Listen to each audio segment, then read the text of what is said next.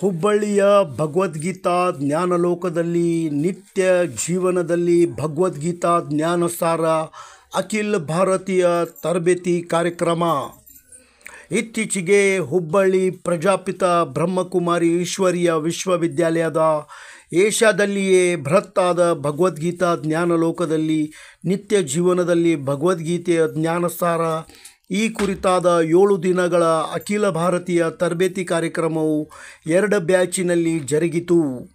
ಇದರಲ್ಲಿ ಭಾರತದ ವಿವಿಧ ಪ್ರಾಂತಗಳಾದ ರಾಜಸ್ಥಾನ, ಗುಜರಾತ್, ಛತ್ತೀಸ್ಗಢ, ಪಶ್ಚಿಮ ಬಂಗಾಳ, ಹರಿಯಾಣ, ಮಹಾರಾಷ್ಟ್ರ, ಆಂಧ್ರ ಪ್ರದೇಶ, ತೆಲಂಗಾಣ, ಮಧ್ಯಪ್ರದೇಶ, ಉತ್ತರ ಪ್ರದೇಶ, ಗೋವಾ ರಾಜ್ಯಗಳಿಂದ ಸುಮಾರು 200ಕ್ಕಿಂತಲೂ ಹೆಚ್ಚು ಬ್ರಹ್ಮಕುಮಾರಿಯರು ಸಹೋದರ ಹಾಗೂ ಸಹೋದರಿಯರು ತರಬೇತಿಯಲ್ಲಿ ಭಾಗವಹಿಸಿ ಲಾಭಾನ್ವಿತರಾದರು.